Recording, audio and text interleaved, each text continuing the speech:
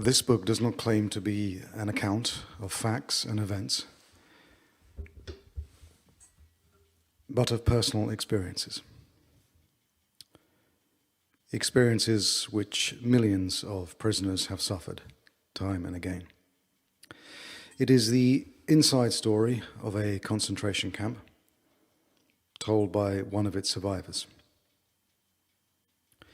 This tale is not concerned with the great horrors which have already been described often enough, though less often believed, but with the multitude of small torments. In other words, it will try to answer this question: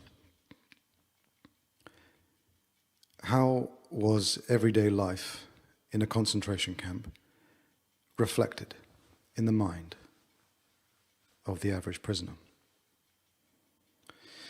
Most of the events described here did not take place in the large and famous camps, but in the small ones, where most of the real extermination took place. This story is not about the suffering and death of great heroes and martyrs, nor is it about the prominent capos, prisoners who acted as trustees, having special privileges, or well-known prisoners.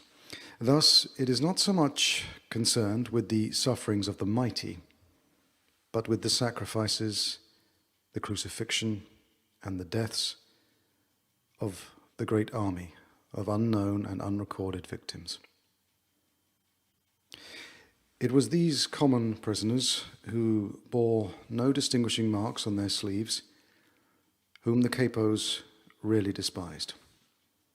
While these ordinary prisoners had little or nothing to eat, the capos were never hungry. In fact, many of the capos fared better in the camp than they had in their entire lives. Often they were harder on the prisoners than were the guards, and beat them more cruelly than the SS men did. These capos, of course, were chosen only from those prisoners whose characters promised to make them suitable for such procedures. And if they did not comply with what was expected of them, they were immediately demoted. They soon became much like the SS men and the camp wardens, and may be judged on a similar psychological basis. It is easy for the outsider to get the wrong conception of camp life, a conception mingled with sentiment and pity. Little does he know of the hard fight for existence which raged among the prisoners. This was an unrelenting struggle for daily bread and for life itself, for one's own sake or for that of a good friend. Let us take the case of a transport, which was officially announced to transfer a certain number of prisoners to another camp. But it was a fairly safe guess that its final destination would be the gas chambers. A selection of sick or feeble prisoners incapable of work would be sent to one of the big central camps, which were fitted with gas chambers and crematoriums. The selection process was the signal for a free fight among all the prisoners, or of group against group. All that mattered was that one's own name and that of one's friend were crossed off the list of victims. Though everyone knew that for each man saved, another victim had to be found. A definite number of prisoners had to go with each transport. It did not really matter which, since each of them was nothing but a number. On their admission to the camp, at least this was the method in Auschwitz, all their documents had been taken from them, together with their other possessions. Each prisoner, therefore, had had an opportunity to claim a fictitious name or profession. And for various reasons, many did this. The authorities were interested only in the captives' numbers. These numbers were often tattooed on their skin and also had to be sewn to a certain spot on the trousers, jacket, or coat. Any guard who wanted to make a charge against a prisoner just glanced at his number, and how we dreaded such glances. He never asked for his name. To return to the convoy about to depart, there was neither time nor desire to consider moral or ethical issues. Every man was controlled by one thought only: to keep himself alive for the family waiting for him at home, and to save his friends. With no hesitation, therefore, he would arrange for another prisoner, another number, to take his place in the transport. As I've already mentioned, the process of selecting capos was a negative one. Only the most brutal of the prisoners was chosen for this job, although there were some happy exceptions. But apart from the selection of capos, which was undertaken by the SS, there was a sort of self-selecting process going on the whole time among all of the prisoners. On the average, only those prisoners could keep alive who, after years of trekking from camp to camp, had lost all scruples in their fight for existence. They were prepared to use every means, honest and otherwise, even brutal force, theft, and betrayal of their friends in order to save themselves. We who have come back, by the aid of many lucky chances or miracles, whatever one may choose to call them, we know the best of us did not return. Many factual accounts about concentration camps are already on record. Here, facts will be significant only as far as they are part of a man's experiences. It is the exact nature of these experiences that the following essay will attempt to describe. For those who have been inmates in a camp, it will attempt to explain their experiences in the light of present-day knowledge. And for those who have never been inside, it may help them to comprehend and, above all, to understand the experiences of that only too small percentage of prisoners who survived and who now find life very difficult. These former prisoners often say, "We dislike talking about our experiences. No explanations are needed for those who have been inside, and the others will understand neither how we felt then nor how we feel now." To attempt a methodical presentation of the subject is very difficult, as psychology requires a certain scientific detachment. But does a man who makes his observations while he himself is a prisoner possess the necessary detachment? Such detachment is granted to the outsider, but he is too far removed to make any statements of real value. Only the man inside knows. His judgments may not be objective. His evaluations may be out of proportion. This is inevitable. An attempt must be made to avoid any personal bias, and that is the real difficulty of a book of this kind. At times, it will be necessary to have the courage to tell of very intimate experiences. I had intended to write this book anonymously, using my prison number only, but when the manuscript was completed, I saw that as an anonymous publication, it would lose half its value, and that I must have the courage to state my convictions openly. I therefore refrained from deleting any of the passages, in spite of an intense dislike of exhibitionism.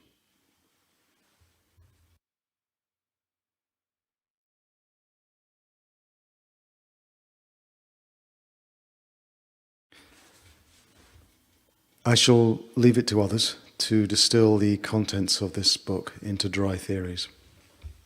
These might become a contribution to the psychology of prison life, which was investigated after the First World War and which acquainted us with the syndrome of barbed wire sickness.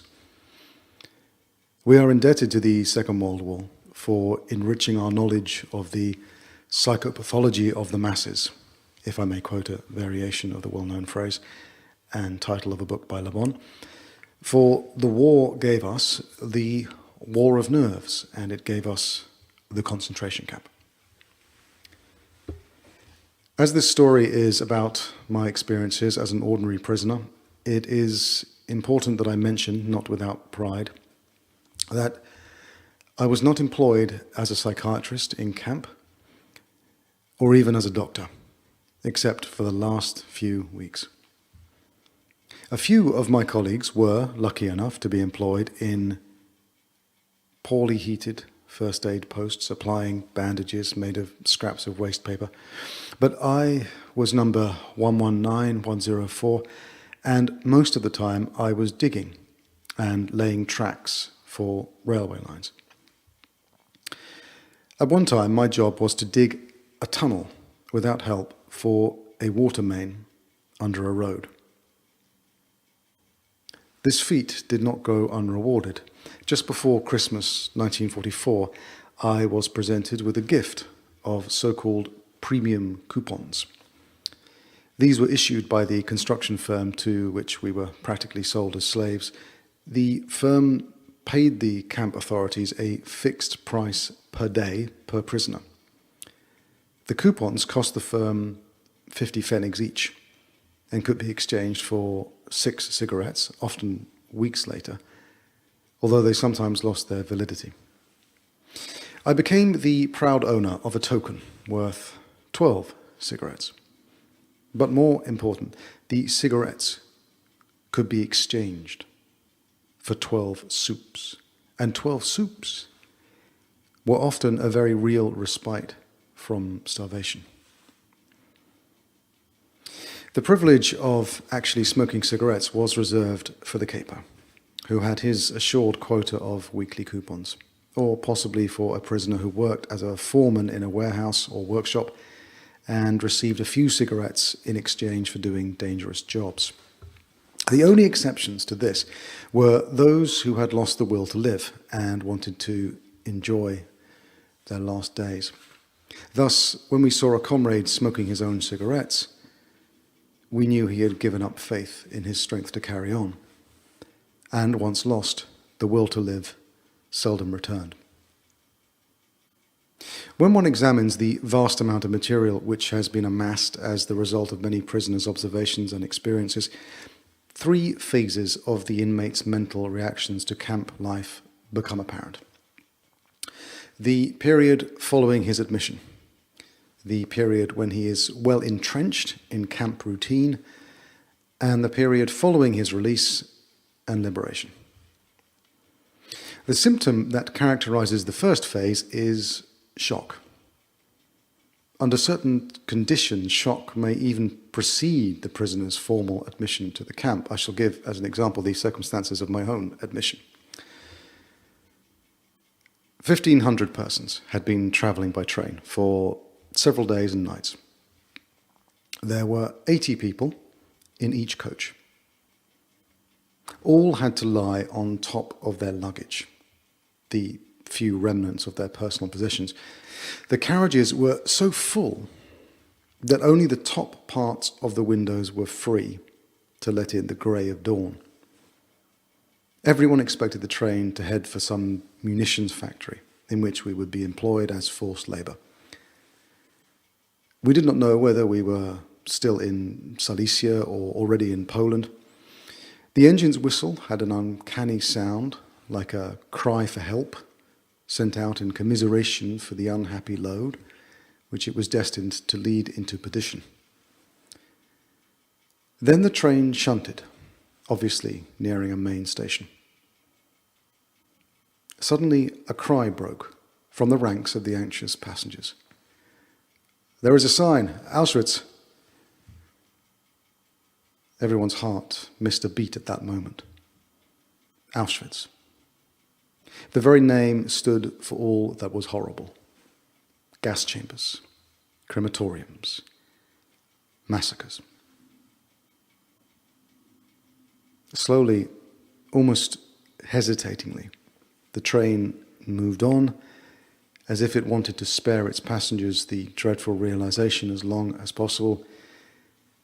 Auschwitz.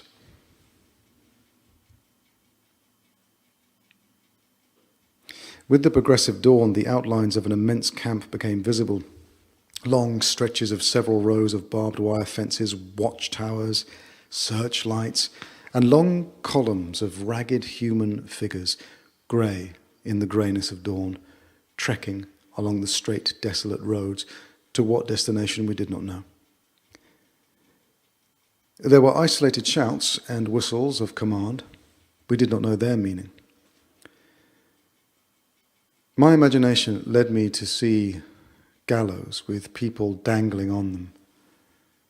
I was horrified, but this was just as well, because step by step we had to become accustomed to a terrible and immense horror. Eventually, we moved into the station. The initial silence was interrupted by shouted commands.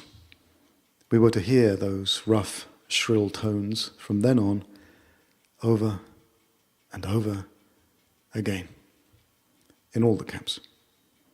Their sound was almost like the last cry of a victim, and yet there was a difference. It had a rasping hoarseness, as if it came from the throat of a man who had to keep shouting like that. A man who was being murdered again and again. The carriage doors were flung open, and a small detachment of prisoners stormed inside. They wore striped uniforms, their heads were shaved, but they looked well-fed. They spoke in every possible European tongue, and all with a certain amount of humour, which sounded grotesque under the circumstances. Like a drowning man clutching a straw, my inborn optimism, which has often controlled my feelings even in the most desperate situations, clung to this thought. These prisoners look quite well. They seem to be in good spirits and even laugh. Who knows? I might manage to share their favourable position. In psychiatry, there's a certain condition known as delusion of reprieve. The condemned man, immediately before his execution, gets the illusion that he might be reprieved at the very last minute. We too clung to shreds of hope and believed to the last moment that it would not be so bad. Just the sight of the red cheeks and round faces of those prisoners was a great encouragement. Little did we know then that they formed a specially chosen elite, who for years had been the receiving squad for new transports as they rolled into the station day after day. They took charge of the new arrivals and their luggage, including scarce items and smuggled jewelry. Auschwitz must have been a strange spot in this Europe of the last years of the war. There must have been unique treasures of gold and silver, platinum and diamonds, not only in the huge storehouses, but also in the hands of the SS. 1,500 captives were cooped up in a shed, built to accommodate probably 200 at the most. We were cold and hungry, and there was not enough room for everyone to squat on the bare ground, let alone to lie down. 1 5-ounce piece of bread was our only food in 4 days. Yet I heard the senior prisoners in charge of the shed bargain with one member of the receiving party about a tie pin made of platinum and diamonds. Most of the profits would eventually be traded for liquor, schnapps. I do not remember any more just how many thousands of marks were needed to purchase the quantity of schnapps required for a gay evening, but I do know that those long-term prisoners needed schnapps.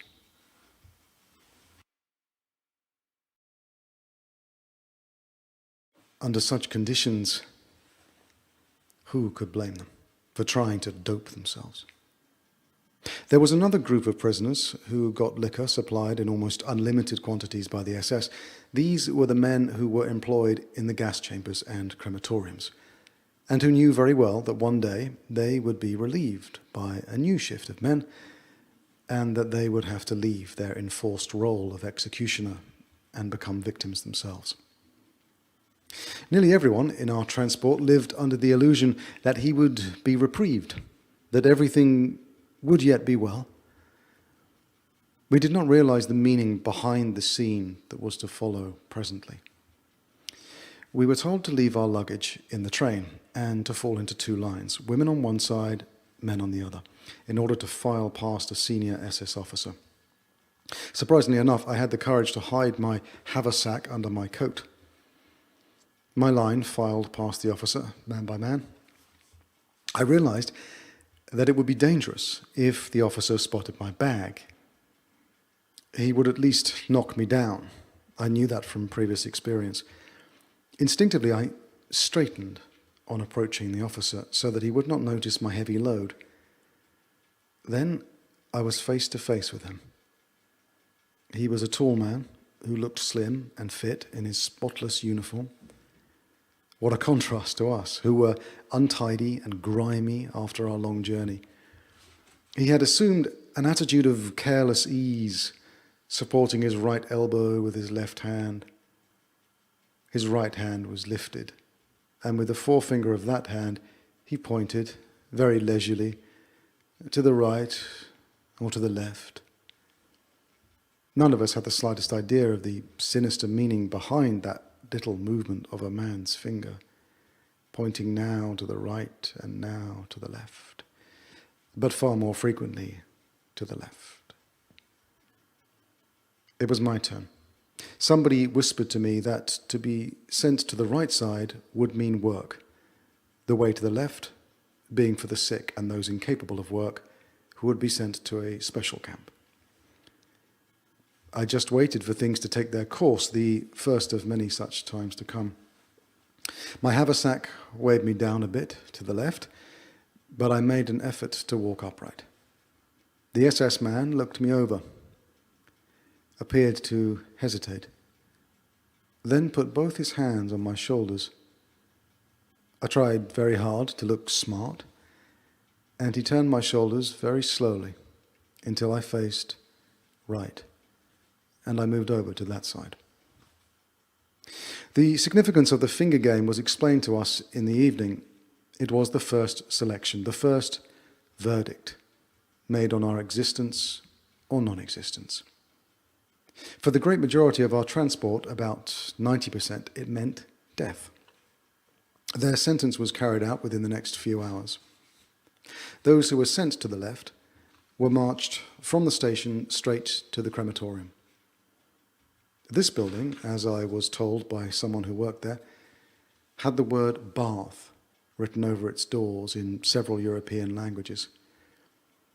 On entering, each prisoner was handed a piece of soap, and then, but mercifully I do not need to describe the events which followed, many accounts have been written about this horror. We who were saved, the minority of our transport, found out the truth in the evening. I inquired from prisoners who had been there for some time where my colleague and friend P had been sent. Was he sent to the left side? Yes, I replied. Then you can see him there, I was told. Where?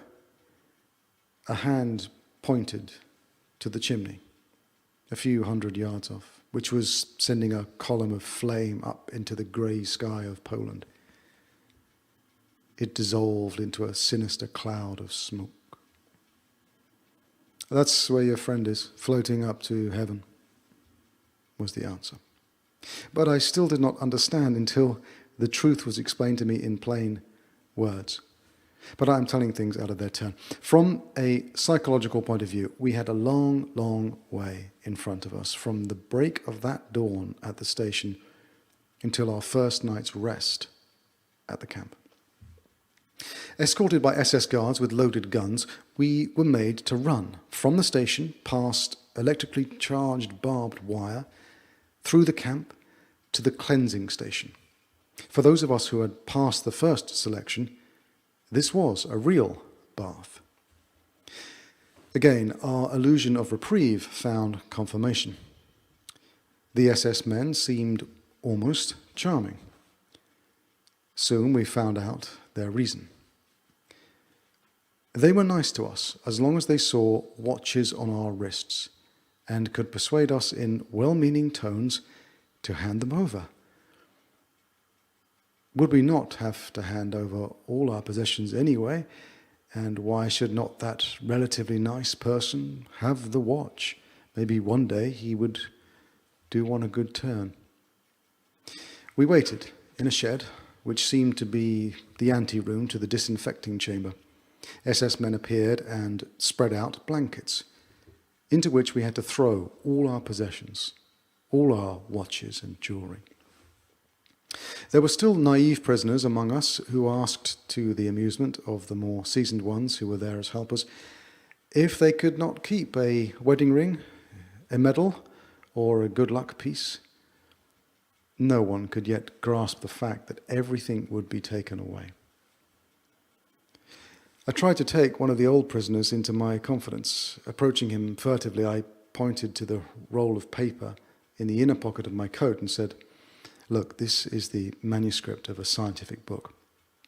I know what you will say, that I should be grateful to escape with my life, that should be all I can expect of fate, but I cannot help myself. I must keep this manuscript at all costs. It contains my life's work. Do you understand that?" Yes, he was beginning to understand. A grin spread slowly over his face, first piteous, then more amused, mocking, insulting, until he bellowed one word at me in answer to my question. A word that was ever present in the vocabulary of the camp inmates. Shit! At that moment, I saw the plain truth and did what marked the culminating point of the first phase of my psychological reaction. I struck out my whole former life. Suddenly there was a stir among my fellow travellers who had been standing about with pale, frightened faces, helplessly debating. Again, we heard the hoarsely shouted commands. We were driven with blows into the immediate anteroom of the bath. There we assembled around an SS man who waited until we had all arrived. Then he said, "I will give you 2 minutes, and I shall time you by my watch. In these 2 minutes, you will get fully undressed and drop everything on the floor where you are standing. You will take nothing with you except your shoes, your belt or suspenders, and possibly a truss. I am starting to count now." With unthinkable haste, people tore off their clothes. As the time grew shorter, they became increasingly nervous and pulled clumsily at their underwear, belts, and shoelaces. Then we heard the first sounds of whipping. Leather straps beating down on naked bodies. Next, we were herded into another room to be shaved. Not only our heads were shorn, but not a hair was left on our entire bodies. Then on to the showers, where we lined up again. We hardly recognized each other, but with great relief some people noted that real water dripped from the sprays.